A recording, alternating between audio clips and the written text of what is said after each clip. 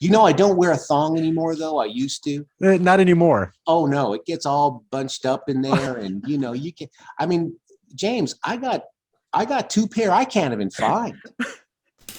DJ Jimmy Metro here with another very special guest from 93Q back in the day. He started working in radio at the age of 16 and has since contributed to some of the biggest and most successful morning shows in broadcast radio.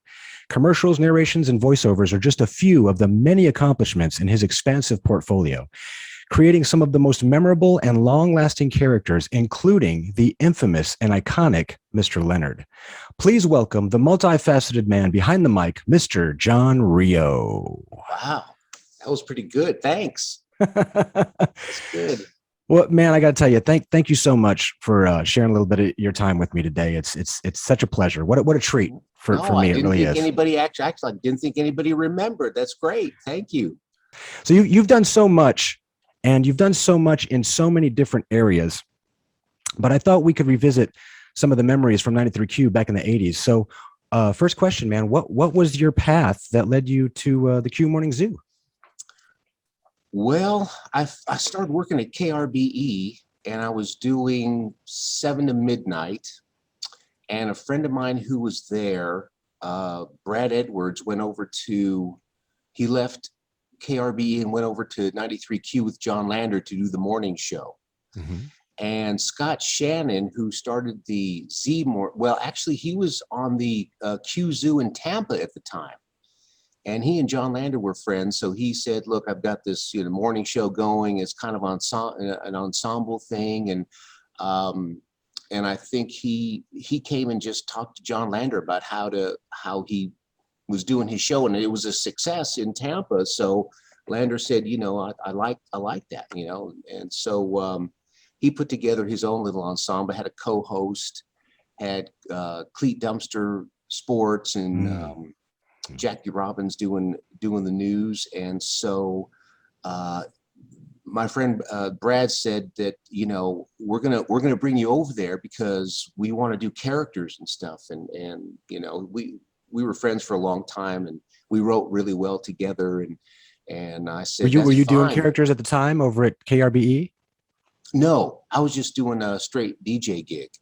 Okay. But I wanted to, I wanted to just expand my creativity, and he knew what I could do. And so he said, we're going to bring you over there. And I said, well, that's fine.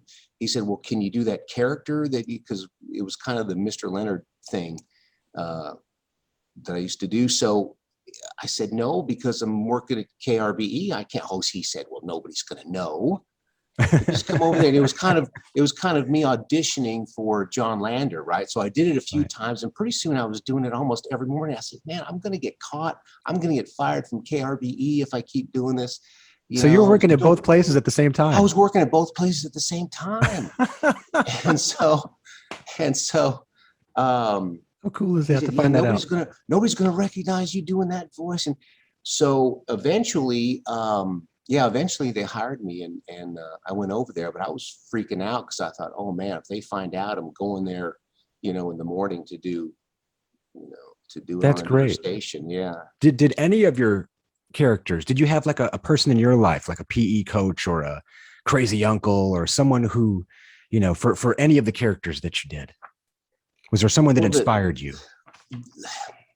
Actually, the Mr. Leonard character was based off a guy named Lafayette Lockhart that I worked with at Magic 108 FM in St. Louis. Really? And he was one of those guys. He was just like, oh my God, he was a great scam artist. I mean, he would, he's one of those guys. Hey man, let me, if I could just get 20 from you, man, I'll pay you back, this weekend, because I'm doing this or that this weekend. Next week I'll pay you. So, okay. So you give him $20, and then you don't see him, and then he sees you in the hallway and he tries to avoid you. You're going, wait a minute, and finally you catch up to him and he goes, oh man, that $20, you gave me that $20 bill, and I put it in my car, and all my windows were down. And when I drove away, the wind blew your $20 out my window. And that's all he would say. Oh And man. then, you know, me, I'm just a young kid and I'm going, oh, okay. So yeah, sorry about that. And you just walk away. When I created that character, that's who I would picture. I'd picture this guy like he was a skinny dude. He was a salesman at the station. So he Mhm. always wore a suit. So he was always dapper, right? He always looked good. And so that was kind of what I based Mr. Leonard off of, you know. All in all, we had just the perfect crew, and Jackie was the consummate news person, and Cleet was what a character. So and this concept worked its way through all these other markets. If you didn't like Mr. Leonard, then you loved John Lander and his Right. trivia and just his Mhm. intellectual and his calmness and he was a great. I worked with some great straight men for the character. And John Lander, he just had uh, a great instinct for what would be mass appeal, and he would just go with his gut. You know, that's one of the things I can say. The most successful people that I worked with just had an instinct of what was going to work. And when they heard it and they knew it, that was it. It's going on, you know. Well, And in those days, you know, we could do long bits. We could do, I mean, I remember doing 6-minute bits, you know, and people would tune in because what else was there to listen to? right, You know, we right. had like a captured audience. So Mhm. I had a program director tell me one time that he wanted to see our scripts Like before you got on the before radio we and did the before bits. we put them on the air. He wanted to see our scripts because Mhm. we had taken a little dip in the ratings, and he was just going to rein everything in. And he was, and we all looked at each other and said, "We don't have any scripts." We're not working with scripts. I mean, no, we may write out some stuff that because we're doing, I feel like we do a parody commercial or something, we'll write something out like that, or something that we know that's going to be an actual dialogue. Sometimes we'll write, but most of the time it's like, we'll call each other, okay, here's the bit. You're going to say this and I'll say this and I'll write. I said, you want to see a script? It's like I wrote it on a napkin here somewhere. Right, right. Basically, I think all of us knew the beginning, the middle, and the end. And Right. sometimes we got there real smooth, and sometimes it took us, you know, we took the long way around, but eventually we got there, you know. But I think that was the fun of it too, is that sometimes when you leave it like that loose, I remember I would have lines I think, oh, that's funny. I'm not going to tell them that, but I'm going to say that because you want that spontaneous. Right, right. Yeah, you want that spontaneous reaction from them. You know, you don't want the fake laughter. And a lot of it was just, having fun. So you did move on and you went to other places and you've been active since then, right? You've been. Gosh, this character, I didn't know I couldn't kill it. I couldn't kill him, you know? Yeah, I worked for quite a few stations, WMMS in Cleveland. And then when Lander was in Philadelphia, I worked with Lander in Philadelphia. I worked there actually before he got to Philadelphia with Brian Phillips, who's become a major broadcast executive. He ran CMT actually for. He went on to. I worked with him actually 3 times, I think. Right? Yeah, Philadelphia, Cleveland, and Dallas at the Wolf in Dallas. So, and then after that, he went on to program CMT. Okay. I think he was vice president of programming and did some great things for CMT for like 13 years. So, yeah, I worked for some really, really good, and he loved talent, Brian. And that's the other thing too. When you have people that are fans of talent, right? Right. Instead of, I've run into people who are, I don't know if they're afraid of talent or it's like, oh my God, you know, they're like, there's like attention, right? It's not, you can tell the people that are really fans, you know, of the character or the concept. And they want you to do good. They come in laughing. Oh my God, that was hilarious, you know? And sometimes they'll come in, a lot of times they come in with ideas, Mm-hmm. you know? I had so many, we had people calling up because the character, Mr. Leonard, was so predictable. It was almost like you would continue to listen to see if you were right, because you know he's going to mess it up. You just want to see if you're right that he's going to mess it up how you think he's going to mess things up. Right. Right. So so people would call up, you should have Mr. Leonard do this or Mr. Leonard do that. And some, a lot of them were like, well, that's kind of, I don't know, or we've already done that. Or sometimes like, yeah. So once in a while you take an idea from somebody who called in. Yeah. That's great. Sure. Well, believe it or not, man, this time just flew by, and I've taken up enough of your time, and we're gonna wrap it up soon. But what are you up to nowadays, and where on the web can fans go to find you? Oh gosh, I'm not. You have I have a YouTube channel, and I haven't even touched it in probably a year and a half or two. I posted a couple of things on there. I'm not a social media type guy. I have a Facebook page, and I mean, if people want to reach me, they can message me on the John Rio Facebook page. But you have an Instagram? What's that? Do you have an Instagram? No. Okay. Don't have Instagram. I don't twerk on TikTok or anything.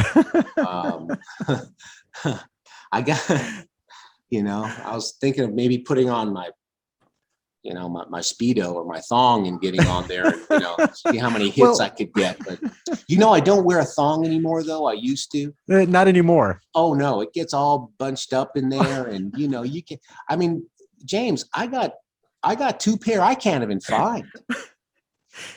You know what I mean?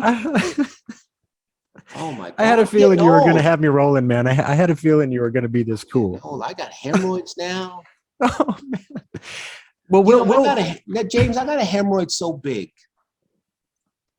It feels like it's bouncing off the back of my leg when I walk. It's not easy getting old. It's really not. And I got this extra vertebrae. I don't know if you know about. I had an extra vertebrae. Do you have a tail? Don't tell me you have a tail. I have a tail. And the thing is, my hips are I got dysplasia on my hips. And so my hips are like one's a little forward than the other one, right, and a little higher. And then with my tail, the muscles kind of get all tight around my hip. And then I can see how that gets in the way of the thong for sure. Well, yeah, and they'll start to tense up. My muscles around my hips and my lower back will start to tense up, and then I'll just start humping the air like a chihuahua.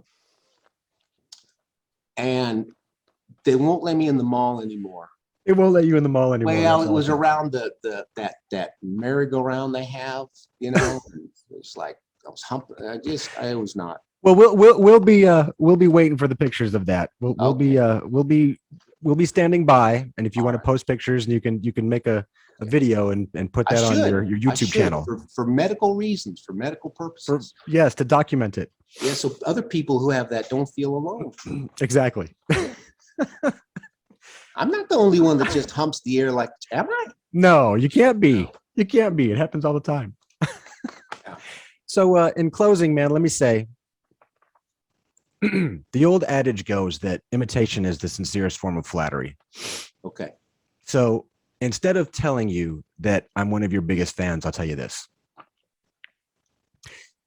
In attempting to emulate your comedy, it always, at the very least, puts a smile on my face. But in the best circumstances, puts a smile on the face of someone else.